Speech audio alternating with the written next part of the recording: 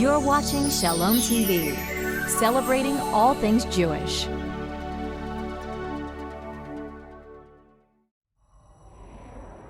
Jewish Education in Media is pleased to present L'Chaim, a program that highlights the people, issues, and events of importance to the Jewish community. Now here is your host, Rabbi Mark Golub. I'm Mark Golub, and I have a very wonderful guest to introduce you to. She is one of the leading educators on the American scene in general. I'll talk to you more about that in a moment. But she's responsible for an extraordinary book entitled A Convenient Hatred, The History of Anti-Semitism, which may be the classic, it may ultimately become the classic definitive document on the extent to which anti-Semitism has been with us, and the book shows since the very beginning, since Abraham and Isaac and Jacob, and it goes back to the 5 books of Moses, and then traces the history of anti-Semitism from the patriarchal period right up until the present time in the final chapter called A Convenient Hatred. It is my pleasure to represent to you, introduce you to Phyllis Goldstein, who is the author of A Convenient Hatred, The History of Anti-Semitism. Thank you so much for joining us. It's my pleasure to be here. You're with a very interesting organization we should make sure everybody understands, Facing History and Ourselves. You are the senior writer for this organization. Correct. And by the way, you attend the University of Chicago. Correct. You have a master's from Harvard, and it really is your life's work to sort of write and teach, correct? Correct. How do you come, Phyllis, to be involved through Facing History and Ourselves, writing a book on the history of anti-Semitism, A Convenient Hatred? The book grows out of our work. And I'm sorry, is this primarily a Jewish organization? No. Okay. It is not. Facing History is an educational nonprofit that works with teachers and students across the country and these days around the world. What we believe is that if you don't know where you've been, you have no idea where you're going. Mm-hmm. And that it's important to engage students in a history that is linked to the moral questions of our time. And what's the moral question that drives this book? Hatred. Interesting. It's about hatred. It's about hatred, it's about evil. And it's about human nature, ultimately, because it's a very human emotion that drives this book. We found that our teachers and our students knew very little about anti-Semitism. It was really shocking when we started to look at it in particular. And it didn't matter if we were talking about teachers in our Jewish ed program or teachers in public schools or private schools around the country. People know very little about anti-Semitism. Many of them believe that it began with the Holocaust. But obviously it did not. And it was that sort of missing link in our program that we wanted to address, and then found that it was a much wider problem than we originally saw it as being. And so that was when we decided that this book should be for a larger audience. Mm-hmm. So I want you to define anti-Semitism for me. And the reason I ask that question is I am always surprised that there are people for whom the term is unclear. I think the simplest definition is the hatred of Jews because they are Jews. It gets more complicated than that. At what point does a sense that Jews are different, other, translate into discrimination, into prejudice, into violence? And it's impossible to put a starting point as to the place where an attitude becomes something much more dangerous. And I think in the end, it's the words that count. And that was what I tried to convey in the book. Rabbi Heschel once said that that the Holocaust didn't begin with the crematoria. It didn't begin with Hitler coming to power. It began with words that defame, that dehumanize, that demean Jews. And once those words are uttered, he said, they take on a life of their own. Mm-hmm. And it's hard to erase them. And that quotation stuck with me as I was writing, because I think it does reflect what anti-Semitism is. It begins with a word with a sense of other, and it becomes rooted in a culture, and it's deeply rooted in Western culture. It is. Very deeply rooted. Why? Lots and lots of reasons. If there were one, it would have been an easier book to write. Partly because Christianity began as a sect within Judaism. And if everyone who has a family or knows a family knows that fights within a family are the most difficult, the most contentious, the most harsh. And it began as a fight within the family. And then once the separation came and Christianity became the church, Dominant church. the dominant church, the church of the Roman Empire, Yes. they defined themselves by what Jews were not. And that increased the problem. Jews were also the only significant minority in Western Europe and Eastern Europe as well for much of the period after the fall of the Roman Empire.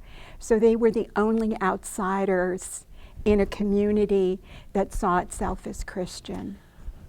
Phyllis, very often you will see Jews try to understand what causes anti-Semitism and whether anything they have done, meaning the Jews have done, is responsible for it, as if there was something we could change about ourselves that would put an end to anti-Semitism. To what extent do you find in all of your research that there are things that Jews do to cause anti-Semitism? There is nothing Jews do to cause anti-Semitism. Very important. Say it again. There is nothing that Jews do that can cause anti-Semitism. And one of the odd things that you find in this history is that over and over again you get prominent Jews in some cases who write, it doesn't matter what we do. If we're religious, they say it's because we're religious. If we're secular, they say it's because we're secular. We're accused of being capitalists and communists at the same time. We're too rich, we're too poor. We're too educated, we're not educated enough. And that lament runs through, Einstein wrote it, the list of people who wrote similar things just runs through the modern period. There is nothing that Jews do that cause it. There's a very famous midrash in which a Roman governor with one of his aides is walking along the street, and a Jew passes by, and the governor turns to a soldier and says, "Kill that Jew." And the aide says to the Roman governor, "Why are you killing him?" And he said, "Because he walked by and didn't bow down to me." And they walk a few more streets, and he turns to his soldier and says, "Kill that Jew." And the man says, "Why are you killing him? He bowed to you." And the governor says, "Yes, well, I'm killing him because he bowed to me." And the point is being made that it didn't matter what the Jew did. Right. He was going to be victim of anti-Semitism. And what you're saying, in a sense, is that message, that it has nothing to do with what the Jew does. It's not about Jewish arrogance. No. It's not about all the success the Jews have had and a jealousy for the success. No. What about the deicide charge, the charge within the New Testament, which became formalized at one point in the Catholic Church and the Church of the Roman Empire, that the Jews were responsible for the crucifixion of Jesus of Nazareth? I always thought when I started writing this book, and this is one of the reasons I took a long detour to do research, that the deicide charge was there at the beginning. In fact, it was not. Christians were a part of Judaism, a sect within Judaism, for over 300 years, and in some places longer. That's a long time if the deicide charge is correct. In other words, if Christians at that time and in that place understood that line in the New Testament to mean that the Jews killed Jesus. It says it, by the way. It says it by someone who was living long after. True. After Jesus was long gone. So Well, actually, it's told in a narrative. It's told by in someone who lived. Much later. Correct. John. So there's that piece. But I went to scholars when I first read that, and I said, that can't be true. I talked to medieval scholars, I talked to early Christian scholars. And what's that can't be true? That the deicide charge did not begin until the 11th century. Jesus earlier had been seen as this distant figure, this God.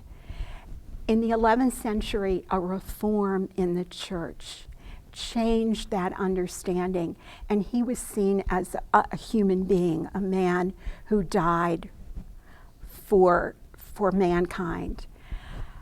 And it was in that change in understanding that the deicide charge took hold. People took it very literally. They began to see Jesus not as a distant figure, but as a human being who had suffered and been harmed, as the Bible says, by Jews. So that's the place where the deicide charge begins to take hold. So, Phyllis, what was responsible for serious anti-Semitism in the church between the 1st and 2nd century and, let's say, the 10th or 11th century, when you say the deicide charge did not start until the 10th, 11th century? The failure in Christian eyes of Jews to convert to Christianity. Mm-hmm. They believed they had the truth. Mm-hmm. And the conflict, you have to imagine that Christian sects or followers of Jesus, which probably is a more correct way to refer to early Christians, prayed in the synagogue on Saturday with other Jews. They were buried in the cemeteries. We know that because the tombstones and the graves are still there. So they were living together. Families were divided between family members who followed Jesus and family members who did not.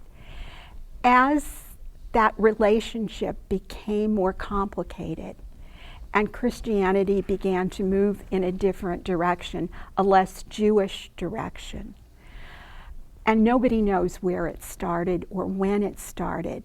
What I've read from both Christian historians and Jewish ones is that it was different. It happened at different times in different places, depending on who the rabbis were, who the leaders of the church were in a community, and how they got along with one another. But the separation eventually comes, and part of it, and it's mutual at that point. My guess is. In what sense mutual? Rabbis didn't like having these people come in and cause a fuss in the synagogue whenever they stood up to talk. And they felt that they were moving away from Judaism. The followers of Jesus had their own set of concerns. They thought that the end of time was coming, and Jews were ignoring a real sign of danger. Okay, did this create anti-Semitism? It created antagonism, which is not anti-Semitism. Exactly, it's not. No, it's not anti-Semitism as we think of it. But it was fueled that once that separation happens, what you find are ministers and priests who encourage it, who encourage the separation. from the church's point of view, because it now is a part of the Roman Empire and they have some power. And they're railing. For example, some of the priests that we looked at in the book, I can never pronounce his name, Chrysostom or something like that. He's railing against Christians who are falling back into Judaism. Mm-hmm. Holidays were a real problem for Christians. Many of them had family. They wanted to celebrate Shavuos, Sukkot, with their family. So when he talks about the synagogue being a haven for demons and devils and all kinds of things, he has no interest in Jews. His interest is in these Christians that he sees as backsliding into Judaism. Is that anti-Semitism? It becomes anti-Semitism in a different age. Those words were written down, they were passed on. And in a different time, when Jews and Christians were not living side by side, when it wasn't your uncle down the street that the minister was talking about, then it took on a different form and it fueled it. Okay. Now contrast that with the way in which early Islam treated the Jew. And at what point is there Islamic anti-Semitism? I think Islamic anti-Semitism comes very late. Early on, it's a difficult relationship, not only for Jews and Muslims, but Christians and Muslims too. I think Muhammad expected that both groups would convert to Islam in large numbers, and that didn't happen. It happened in some places, but for the most part not. But it wasn't anti-Semitism. It wasn't directed solely at Jews. It was the sense that it's our religion, we control the country, and people who are Muslims are treated differently from people who are not. And that was true throughout Europe and the Middle East in those years. But it was not because the Jew was a Jew? No. Okay. We should remember that perhaps the greatest philosopher and thinker, if not codifier in Jewish history, Maimonides, began in Spain, ultimately left Spain under Muslim control. Correct. Because he was faced with what many Jews were faced with, the choice either to convert or to leave Spain. He chose to leave, ended up coming into Egypt, and ultimately much of his writing is done in Alexandria and other parts of Egypt, Cairo. And that became the model a few centuries later for the Christian Spanish Inquisition. So that what's interesting is when the Muslims were in control, at a given point in time, they say to the Jews, convert or else. In Spain, then, the Christians replace the Muslims. They say to the Jews, you either convert or we'll kill you. And the question is asked, here are the Jews living in Spain, making a contribution of various sorts. What did they do or not do that led first to Islamic persecution of Jews and then Christian persecution of Jews in Spain? And is this classic anti-Semitism? That's a good question. I think a lot of it is classic anti-Semitism, but not entirely. The Muslims that Maimonides' family was escaping from was a radical group that came from North Africa and conquered parts of Spain. And I think it's interesting because the Maimonides and his family go first to North Africa and then to Egypt. They don't go to Europe, which is far worse for Jews than anything that's going on in Spain at that particular time. Having said that, what happens in Spain in the 15th century, at the end of the 15th century, comes out of something very different, and it is the beginning of a kind of anti-Semitism, I think. You get the first sense of racism in the Spanish model. Jews who converted were still considered Jews, not Christians. And you have religious organizations for the first time saying, we won't accept somebody who is a Jew, who was born a Jew, to be whatever, whether it's an official in the church or to join an order. And that's new in the world. And at first, the Catholic Church in Italy is opposed to it. And gradually, it turns around and they accept it.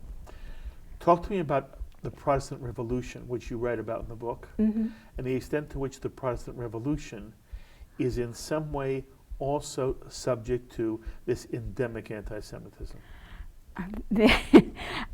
It's an amazing Isn't story. Martin Luther has a lot to answer for. Initially, Jews were pleasantly surprised when he writes, that if he were a Jew, he too would scorn the church. And there is a sense that maybe something better is on the horizon. But his interest in Jews was solely conversion. And if they didn't convert, no part of them did he want. But a lot of that was Luther himself. It wasn't so much the movement, because some of the things that happened during the Protestant Reformation really did lead to an improvement in the lives of Jews that was really important, especially around the blood libel. There were early followers of Luther who spoke out and wrote out against the blood libel even after Luther turned toward it. And said, early on he said it wasn't true. Later he said, well, maybe it was true. Talk about two Western countries at the same time as we're really now entering, we leave the 15th century and we're heading into the 16th and 17th century. Britain and France, which ultimately become countries later in a more formal sense. Right. But there were times when the Jews were welcome and not welcome, were expelled. I mean, Spain was not the only country from which Jews were formally expelled. They were expelled from Britain twice. They were expelled from Spain. They were expelled from France. How would you describe the anti-Semitism that really was throughout Western Europe, including places like England and France? By the 16th and 17th centuries, it was deeply into the culture. Because it had been around for a very long time, and it was in the churches. The blood libel kept the image of Jews killing children. Yes, we should define the blood libel, which basically was the charge that Jews used the blood of Christian children for matzah or other kind of religious ceremonies, when Judaism explicitly forbids Jews from drinking blood, using blood. So it's just amazing. But that was the charge. And that some argue that the reason why Jews opened the door on Passover now to welcome Elijah was because they wanted their doors open so that the Christians walking by would see there were no Christian children being sacrificed for matzah on Passover holidays. But be that as it may, the extent to which Western Europe here suffers from anti-Semitism, you say here, is extraordinary. It is. Because in England, for example, in the 16th century, there are no Jews. And the only they were expelled much earlier, and the blood libel begins in England. But there are a few Jews who are living in places like London and other seaports who have come in as Catholic and Spaniards. And when Spain and England go to war, suddenly those Jews are pretty uncomfortable because they're being arrested as enemy aliens, and they need to do something. So they go to Cromwell And they say to him, we're Jews, we're not. And he kind of likes the idea and begins to think about maybe they should open the country to Jews again. Cromwell has the example before him of the Netherlands, where Jews have contributed to the economic prosperity of the country, and he likes it. And he calls together a bunch of leaders in the by this time, the Church of England, and scholars from the various universities. And it turns into a disaster of a meeting. They begin to say things like, well, the Jews are going to buy up the country, and all kinds of horrible stories, blood libel. And Cromwell leaves the meeting and never brings up the issue again. But quietly, the Jews bring in some things to start a synagogue. They buy land for a Jewish cemetery. And as long as nobody notices it, they're able to continue. And they do pretty well. But as soon as it becomes public notice, and it does again and again in English history, it takes on this huge anti-Semitic brouhaha, and it diminishes as soon as it leaves the front pages, or the 18th or 17th century equivalent of the front pages. And there's this impetus to say to you, why? And the question, even as I ask the question, I am self-conscious about it, because the why suggests that there is a reason for anti-Semitism. Right. So when I ask you why, it's not like, what did the Jews do to create it or deserve it? Okay. When there is anti-Semitism, and we're now talking about the 15th and 16th through the early 18th century, why was there anti-Semitism? Anti-Semitism seems to increase whenever there is a crisis or there's turmoil in a country. And I think that's true from what I've seen of research on hate crimes today, universally true, that when times are tough and people are fearful, whether it's fearful economically or politically or socially, whatever the reason, the anger turns on another group. And the Jews were an easy target. The Jews were an easy target. And when the crisis subsides, it goes away. And that's true well into modern times. There was a heightening anti-Semitism in the United States during World War II. It goes up astronomically. It turns off. And the same polls that showed this huge amount, to the point where a majority of Americans blamed the Jews rather than the Germans or the Japanese for World War II, disappears by the early 1950s. Nothing has changed. What has changed is that the depression that many people feared after World War II didn't happen.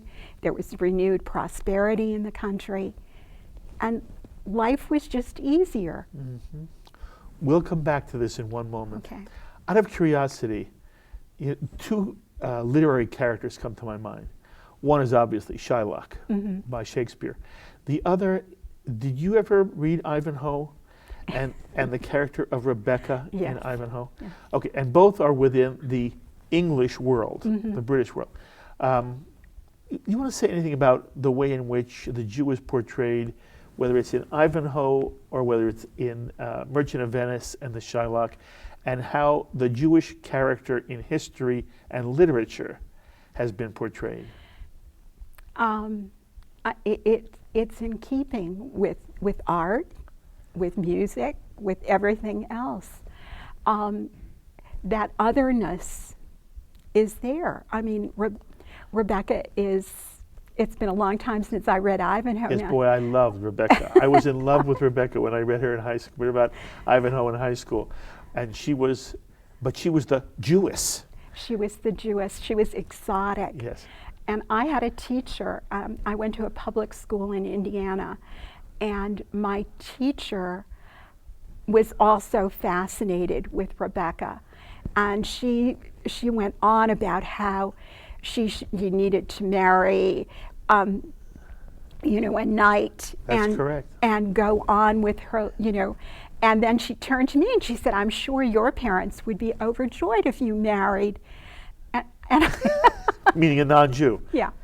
And I just looked at her because anybody who knew my parents, and she actually had taught my mother when she was in high school. But this is fascinating, Phyllis, because it reflects how very often the non-Jewish world doesn't understand the Jewish world. No. It doesn't understand why we want so much our children to stay Jewish and marry other Jews so that the Jewish people continue. And they don't mean it meanly. No, I don't think she meant it. She thought she was being she thought she was being very gracious toward me. But it is part of the exoticization of Jews is what you see in Ivanhoe. And what you see in Shylock is the kind of stereotype that was beginning to make the rounds. And it's interesting because Shylock's speech, don't Jews... If you prick me, don't I bleed, is probably one of the most beautiful speeches that Shakespeare has ever created, but the character himself, not so much. That's correct. That is correct. One more piece of writing, Protocols of Zion. Mm-hmm. And again, we're jumping now to modern history, but recent modern history. How do you describe the phenomenon of the Protocols of Zion, which was absolute fiction about Jews, read as if it were fact? And it even has made something of a comeback in our own times. It's made a huge comeback in our own times. It's a story. Mark Twain once said that the truth is easy to kill, but a lie well told lives forever. And I think Mark Twain has a point. It's a great story. Think about it. These two men, two Christians, are listening in a graveyard in Prague while a group of rabbis surround these graves and plot to take over the world. And if you look at the plot, it's a plot to build democracy. It's an amazing story, but it captures the imagination.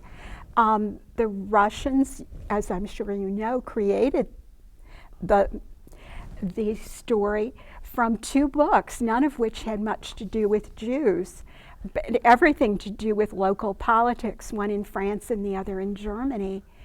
They mushed the two together and created this work. It took on a life of its own after World War I in the 1920s when white Russians, the Russians who lost the battle for Russia, were forced out of the country and went through Western Europe and the United States peddling this thing. And boy, did they find takers. And high up and low, Henry Ford certainly did more than most people to spread the word. In England, the Times of London said that maybe there was some truth to this story, even when one of its reporters found out that it wasn't true, and the whole big thing was published as, showing that this was a fraud. It still continues. Mm-hmm. And people say the fact that Jews say it's a fraud is proof that it's true. Going back to your earlier point, you can't win. No. You can't win. And when you've got a conspiracy, how do you prove a negative? It's very, very hard to do because everything goes back to that negative. I want to talk to you now more about anti-Semitism as it touches us in modern times. And we spoke already about how many people associate anti-Semitism only with the Holocaust, as if it it was born there. And what we've done by sort of the sweep of history is showing how anti-Semitism has been a problem confronting Jewish life, as you point out in the book, from the time of Abraham in the land of Canaan, and then in Egypt, and then as they return from Egypt after the Exodus and create life for themselves in Eretz Yisrael. To what extent do you hold the Catholic Church responsible for modern anti-Semitism and for the fate of world Jewry during the Holocaust? It's not an easy question to answer. I think I don't hold them responsible. They didn't bring Hitler to power. And they were responsible for some anti-Semitism, but certainly not all. Are they more responsible because they did not speak out and in fact made a deal with Hitler? They made a deal, but the deal had very little to do with the Jewish people and everything to do with protecting Catholics. And it was not materially different from what, if you look at the church as a head of state, as opposed to a religious group, that other groups did, other nations did, in order to keep Hitler from harming their own people. There are those who hold Pius responsible for not speaking out. Well, I hold him responsible too, but I don't see that as the whole Catholic Church. And of course there were these extraordinary righteous Gentiles who were part of the Catholic Church, part of the Christian world, who put not only their own lives on the line, but their children's lives on the line to save Jews. Exactly. And there were people in the church who did that, who did it quietly behind the scenes.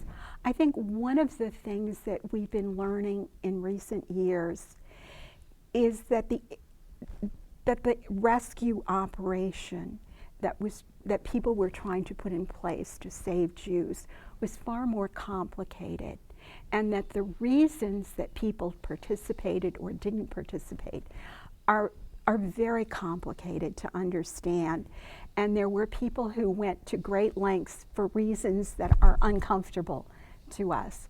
When I was working on the history of Poland, one of the things I found is that there were strong anti-Semites in Poland who saved Jews and took extraordinary risks, not because they liked Jews, they did not, and not because they didn't hold them responsible for killing Jesus, but because they did not believe that human beings should kill another human being, that they thought it was up to God to punish Jews later, but not up to them to do so. So let's leave the Catholic Church out of it for a moment. To what extent was Christian ideology, deicide, the demonization of Jews, to what extent was that used by Hitler to fuel the final solution? There's no question. It was there, and it was a huge part of it. I came across some remarks made by an Episcopalian clergyman, a scholar, who attended the Eichmann trial after the war, and who wrote, there is a direct line from the Christian church to what happened during the Holocaust, and he could see it in the trial. Is there anything Jews could have done in medieval history up through late 19th century history? Could the Jews have been different and thereby avoided what happened to them in the Holocaust? I don't think so. Well, I ask this as rhetorically because it comes back to our very first point. It's not what Jews did that brought anti-Semitism upon them. But you know, Phyllis, how desperately Jews try to find things about themselves to justify or explain the way in which Jews have been persecuted. It's amazing to me how there is within the Jewish world a piece of that psychology. Do you know what I'm talking about? I know exactly what you're talking about, and it's true. If only we weren't. Exactly. But it's human nature, too, to a very large extent. That somehow if we had been more aggressive or less aggressive, if we had been quiet. Or Right. Not so arrogant. not so arrogant, not speak out. And not, but speak to this also because, again, your book tries to deal with this concept of us and them and what the other is. And again, we spoke about this at the beginning. You did a convenient hatred for facing history and ourselves as a paradigm of a larger problem, a larger human problem, the problem of hatred in general. And that's the us and them dilemma that so often confronts even a just society. But what the Jew has sometimes said was, if we had not been so standoffish, if we had not created this separate Jewish community, if we had always, if we had not said we will be different, and the Jew to some extent, Phyllis, has said being different is important to us. That is in some way a character of being Jewish, is being the other. There are some Jews who have said, if we weren't so set on being determined on being the other, we would be embraced by the general culture, which would love us more. And you say? The evidence doesn't support that. It just doesn't. And it's true. I mean, Jews have thought that. If you go back to the Crusades, some of the Jewish chronicles talk about Jews who fought back when the Crusaders came in with stones, with knives, with whatever they had. Jews who hid, Jews who ran and did, other things, and even Jews who converted, at least temporarily, to Christianity. And they say, don't judge them. They did what they thought they had to do at the time, and they're all right, which is a remarkable thing for somebody to write 1,000 years ago. But the point is there. Whatever Jews did or didn't do, it isn't what caused it. Sometimes it's the spark that makes the event happen, but it's not the cause. During the Holocaust, country after country refused to open its doors when there was still time for Jews to get out, including the United States of America. Was that anti-Semitism? Absolutely. There is no question about that one. Speak about that for a bit. All of the work that's been done on the State Department in those years shows that anti-Semitism within the State Department played a huge role. There were quotas that went unfilled during those years. Jews could have been brought out. We know that people in from other countries, somebody had sent me some material very recently, it's not in the book, of a council from Frankfurt, Germany, a British council in Frankfurt, who literally, after Kristallnacht, saved thousands of Jews. He brought them to England under a document that he made up.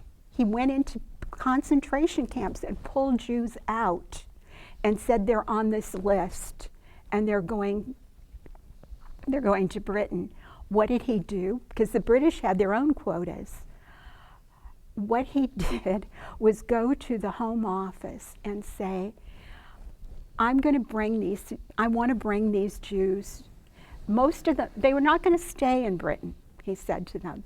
They're going to go to the United States. They're on quota lists to go to the United States, to go to South America. We're just going to keep them here until their number comes up. And the Home Office said, you can do that, but only if they're not a charge on the community. So he went to the Jewish community and they agreed that these people would not have to work, they would support them so that they weren't, competing in the job market. Why don't we know this story? We don't know it because the Home Office set one condition, that it not be publicized. And it was not publicized until last couple of years, when the story came out, they had to keep it quiet. The United States did nothing like that. They did cooperate in giving them the quota list, so they had names. But if one man could do that, think about what hundreds of diplomats all through Germany and other places could have done. Now look at where Jews are today. Let's begin with the Israeli-Palestinian conflict.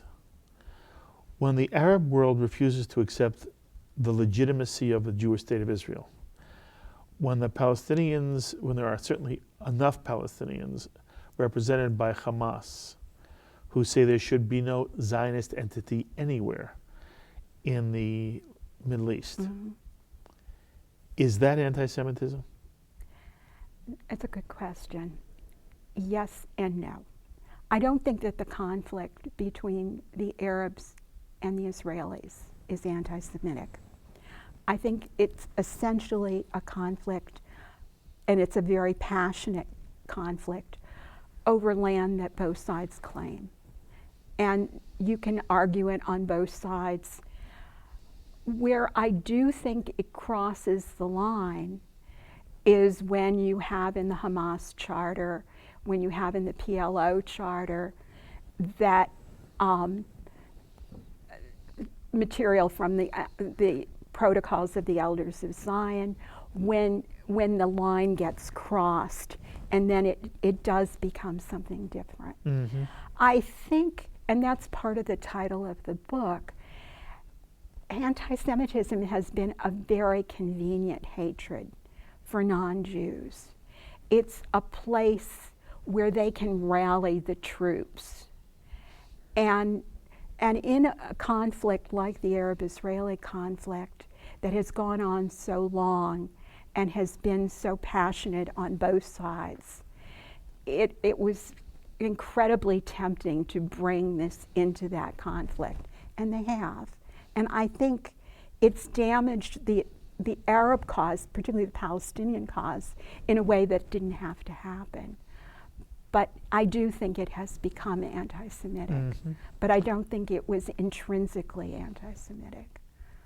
And when you see the extent to which there is within certainly Western Europe and even parts here in North America, an attempt to delegitimize the State of Israel, the BDS movement, you will hear some people argue that although it's expressed as anti-Israel, it is veiled anti-Semitism.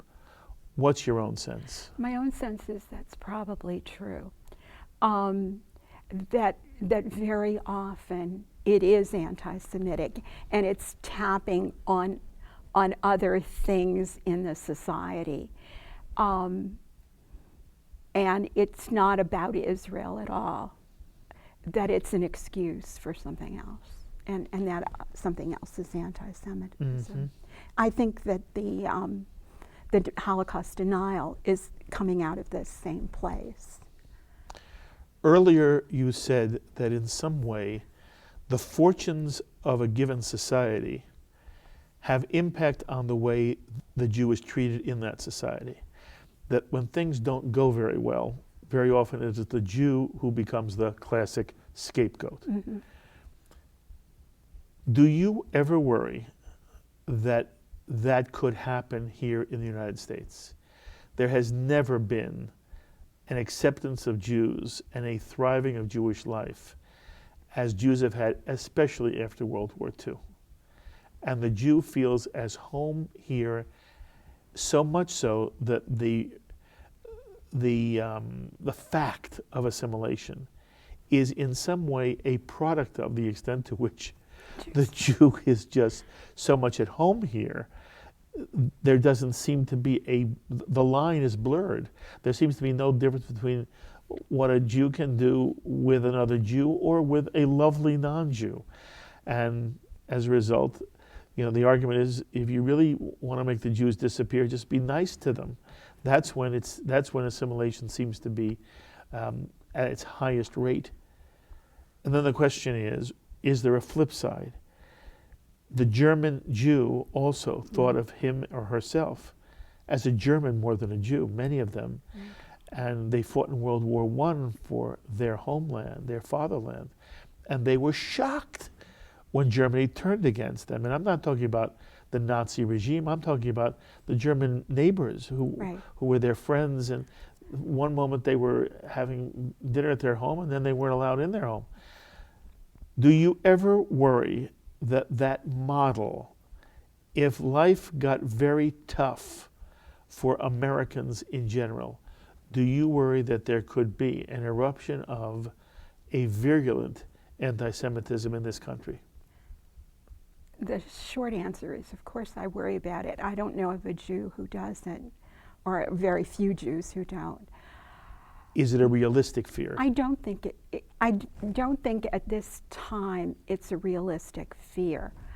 I do think we teach that democracy, and it sounds like I'm going in a different direction, but I'm not, I'll come back, that democracy is not a product, it's a process, and it has to be won in every generation.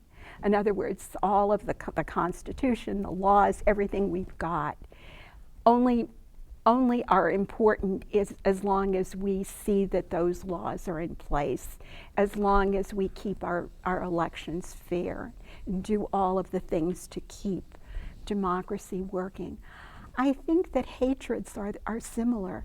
You can't defeat anti-Semitism and wipe it out. It doesn't happen. The fight against it has to take place in every generation. And anew. You benefit. I mean, we're not where my mother was when she had that teacher.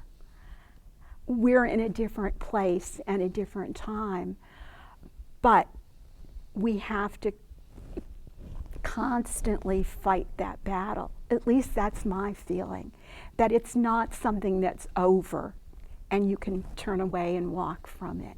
Just as you have to nurture democracy in every generation, you have to combat hatreds in every generation. And people have to do it because it's the right thing to do, not because they like Jews or they like African Americans or they like, but because it's the right thing to do. That's very beautifully said.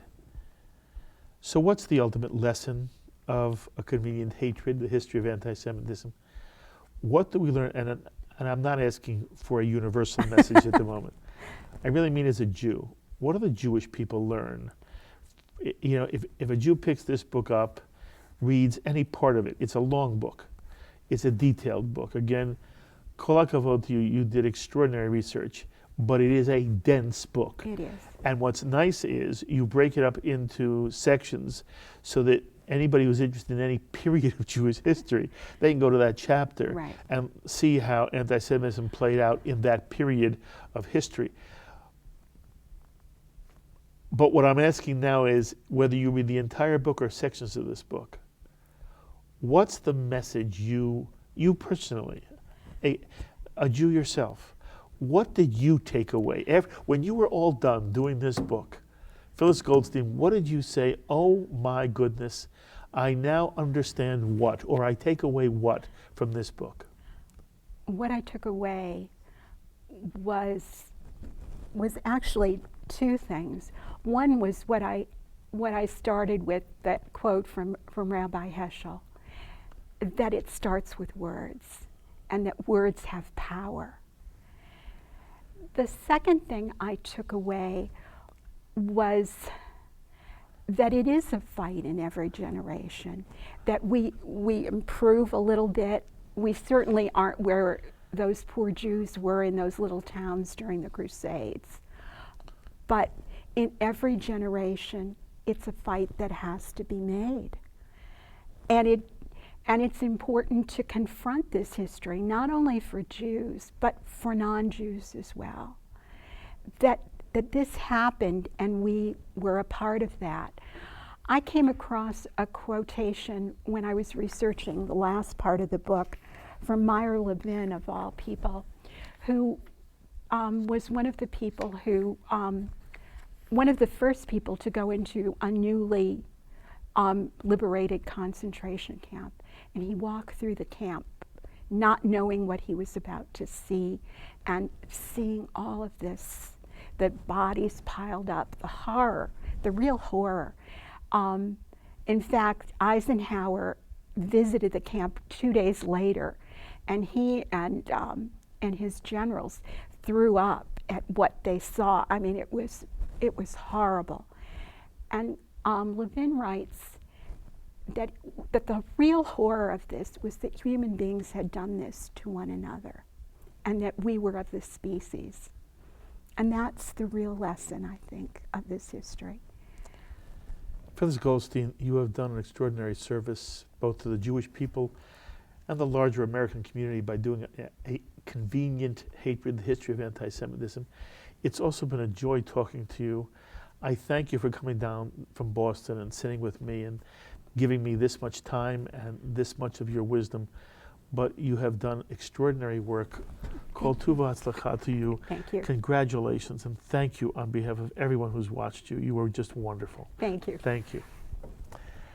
And that is my meeting with Phyllis Goldstein, who again has written A Convenient Hatred, The History of Anti-Semitism, an extraordinary text, book, a chronicle of something that is part of Jewish life. And I happen to think Phyllis is exactly right when she says it's not about something that will end, and it's something that every generation must again fight anew. You know, very often you'll hear at the end of our programs that we hope those of you who appreciate what we're doing here on Shalom TV will help support this television network. It is your television network. We are nonprofit. We're doing this as a service to the Jewish community, and we have so many of you who are non-Jewish who watch and write me and share wonderful feelings about what we're doing here, and I can't tell you how much we appreciate and how I appreciate hearing from you. But we tell you all the time, we hope you are in a position, if you really enjoy Shalom TV, if you believe we make a contribution to Jewish life in the American scene, we hope you will send us a tax-deductible donation to help Shalom TV stay on the air. We normally say if you can manage a gift of double chai or more, of $36 or more, we will also be honored to send you a DVD of the program you're watching, in this case, the program with Phyllis Goldstein. I have a special opportunity this time. Thanks to Leonard Stern, who made this book possible. Leonard is saying to you that he would love this to be part of your Jewish library, and if you're not Jewish, part of your home library as well. So I am honored to say that if you are in a position to send us a donation of double chai or more, double life or more, $36 or more to Shalom TV, tax deductible, we will be honored to send you, at your request, a DVD of my discussion with Phyllis Goldstein and your own copy of A Convenient Hatred, which we will be honored to send you. And again, I believe it should be a part of every single American home. So our address is Post Office Box 180, Riverdale Station, Bronx, New York, 10471. And if you can manage a gift to Jewish Education in Media, to GEM, a tax-deductible gift of $36 or more, we'll be honored to send you a DVD of our discussion with Phyllis Goldstein and a copy of A Convenient Hatred, The History of Anti-Semitism. Simply indicate that you would like one or both of those, and it will be our pleasure to send them to you. Our address one more time, Post Office Box 180, Riverdale Station, Bronx, New York, 10471. Until the next time, I'm Mark Golub. Be well, my friends.